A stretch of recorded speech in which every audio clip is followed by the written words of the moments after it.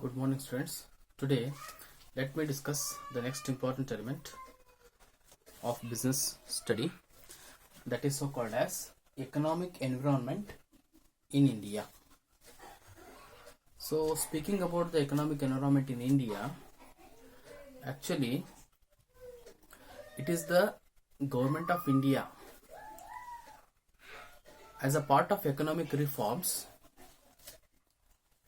It has rightly implemented new industrial policy since July 1991.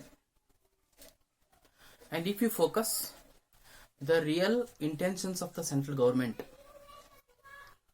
what we can truly understand is the central government has made efforts so as to come out from the financial difficulty of India. It means that always it is the India which is facing some financial problems. Why? Because the capital was not been sufficient in India. And if you see the budget of India, it is always showing financial deficit only. That is why, so as to come out from the financial difficulty, the central government has rightly been implemented the new industrial policy. And apart from that, it was having one more intention, that is speeding up of economic development and growth of the economy. It means that it was focusing increasing the GDP of a country. Why? Because unless the GDP is not going to be improved, you cannot find any kind of economic development in India. That is why, so as to fulfill these two intentions, actually the central government has rightly been implemented the new industrial policy. And if you go through in detail study of the new industrial policy, even some important implications can rightly been highlighted as a part of new industrial policy. One thing is that under the licensing scheme, it was only 6 industries which will come under the licensing scheme. In the sense, if any industrialists want to set up any industry or any company which will come under the purview of licensing scheme, only they are supposed to obtain the license from the central government. It literally means that apart from these 6 industries, if any other companies are there outside these 6 industries, they can start up their business even not obtaining the license from the central government. If they submit an application, the central government will give them permission to start any business. But the thing is that central government has rightly made a policy and it has restricted only these 6 industries which will come under the licensing scheme. That is one thing. And second thing is that public sector undertakings have been limited only to 4 industries. In the sense, only in respect of these 4 industries, the central government can have the ownership rights. The central government can make investment more than 51% of the total share capital in this industries. It means that only these 4 industries will come within the control of the central government. That is second thing. And third thing is that disinvestment have been seen in the public sector undertakings. Disinvestment means the central government has rightly been issued shares so as to collect the capital. It means that when the disinvestment has been implemented, whatever the shares which have been issued to the public, those have been repurchased, those have been bought back by the government itself, and whatever the capital which has been so collected by issuing the shares has been rightly been refunded and given back to the public itself. That is what we mean as disinvestment of the public sector undertakings. Why it has been made the disinvestment? In the sense so as to reduce the burden, financial burden which was there on the shoulders of the central government. Why? Because if you see the central government undertakings, the industries which will come under the central government undertakings, they are continuously incurring the losses. And if you see the progress of economic development of India, it was going very steady, and even some sort of financial deficits have been rightly been realized by the central government. And apart from that, central government has to make payment of some sort of the expenditures as a part of maintenance. So as to meet out all these expenses, what central government has made, in the sense it has made the disinvestment of the public sector undertakings, keeping in mind the intention of reducing the burden of the government. That is third important implication. And fourth thing is that 100% foreign direct investment is going to be entertained in India. In the sense, any of the MNCs of the world, any of the foreign resident Indians, any of the foreign citizens can come into India and they can make 100% capital investment in any sector, in any companies also. To that extent, an autonomy, liberty has been given to the MNCs as well as the foreign citizens of India. That is third important implication. And fourth thing is that Foreign Industrial Promotion Board has been rightly been set up by central government so as to support for the foreign investment which is going to be made in India or into India. That is the one of the most important implications of the new industrial policy. And apart from that, automatic permission is going to be given so as to entering into any kind of agreements with respect to the technology with the foreign companies. And apart from that, some of the beneficial services and offers which has been given to the small scale industries in India, so that whatever the productions which are going to be made by small scale industries in India, those are going to be exported to the abroad.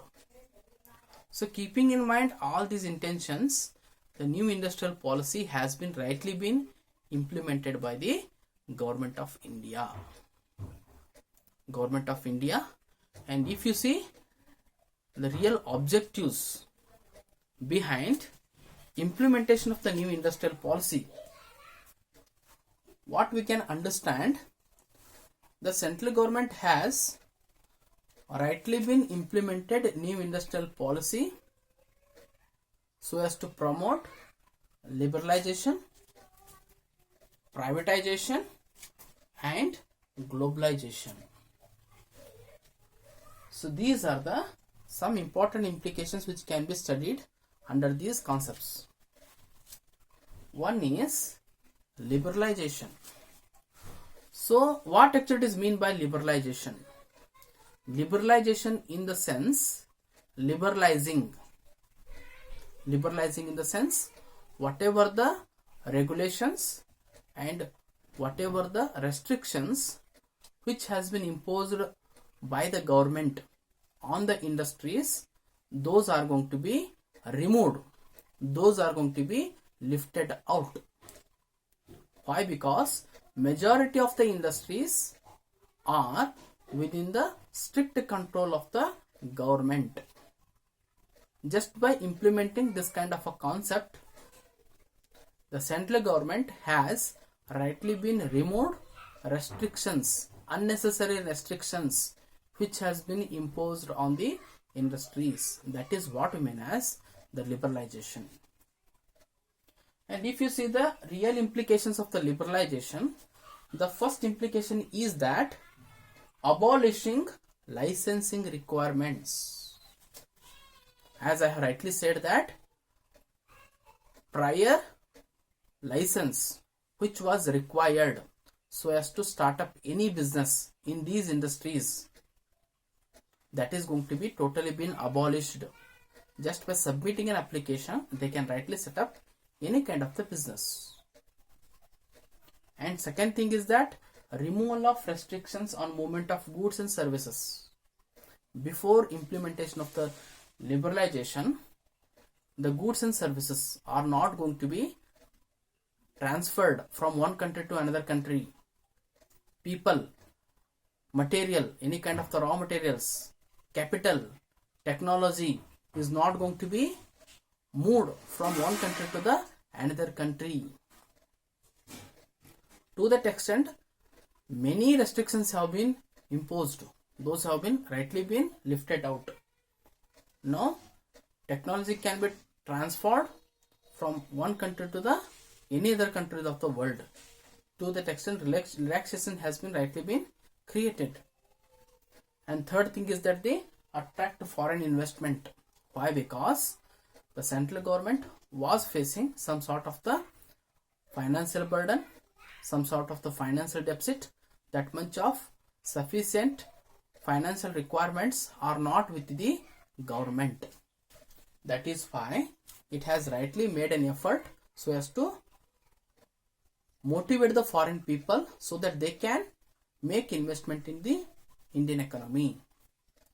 And fourth thing is that freedom in fixing the prices. Now total liberty as well as autonomy has been given so as to fix the prices, keeping in mind the demand for the products. And last thing is that reduction in tax rates. More taxes are going to be imposed. Because of that reason, the products will become costly. Truly it was the burden on the customers. So as to avoid burden on the customers, the tax rates are rightly been decreased. So all these are the important implications of the liberalization. And next thing is that the privatization. What is privatization? Privatization means giving more role to the private sector and reducing the role of the public sector. That is what we mean as privatization.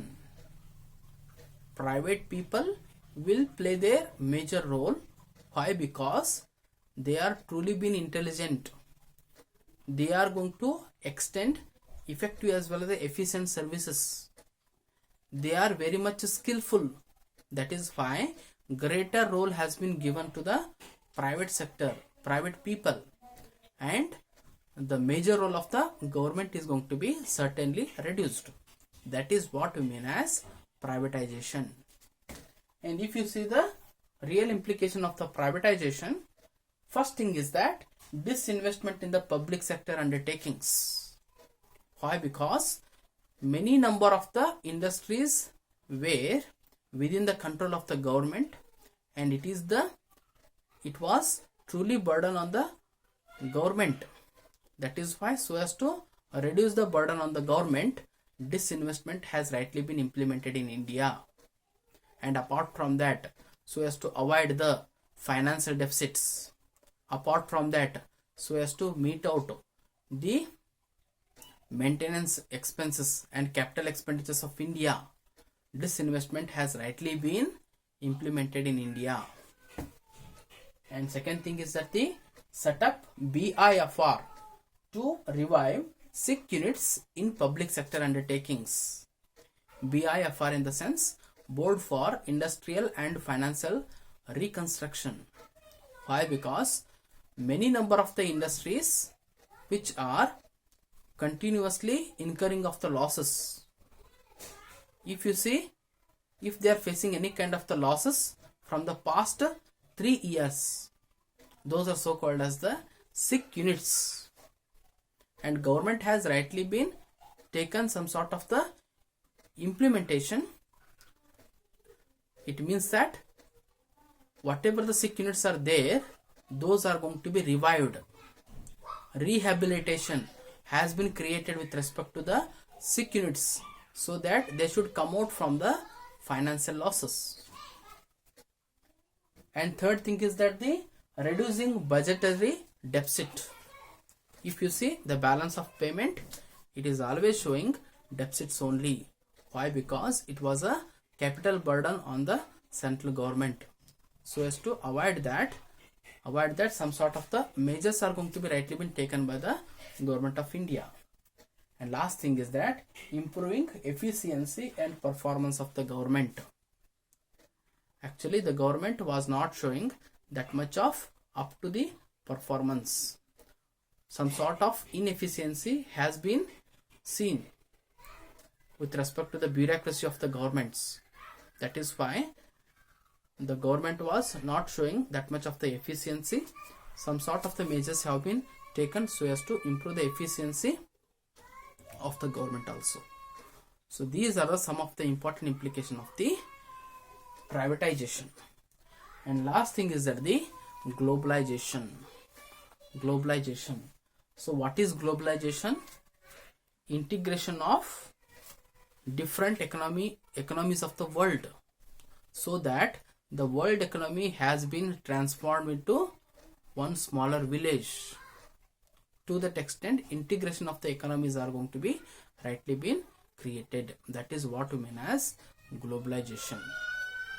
And the implications are export promotion. It means that if our balance of payment should show surplus, what has to be made?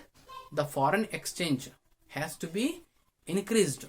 That is why, to that extent, exports are going to be made to the foreign countries of the world. And second thing is that import liberalization. Whatever the restrictions are there with respect to the imports, those are going to be totally been relaxed, so that we people of India can import any branded products from the foreign countries of the world. And third thing is that liberalization of the foreign exchange. The Indian currency is not going to be taken to the foreign countries of the world, and Indian currency is not going to be converted into any other countries of the world. To that extent, restrictions were there. Now you can see that Indian currency can be converted into the any foreign currencies. That is why, To that extent, the foreign currency liberalization was made by the government of India. And last thing is that support to the WTO, World Trade Organization. Why? Because it was having the intention so as to create integration among the different economies of the world. It was having the intention to create brotherhoodness among the different countries of the world. That is why we, being the India, what we are supposed to do, we need to support the intentions and objectives of the World Trade Organization. So these are the some of the important implications that we can see as a part of the economic environment in India. Okay, please go through the slide. With this, I am going to conclude my discussion. Thank you.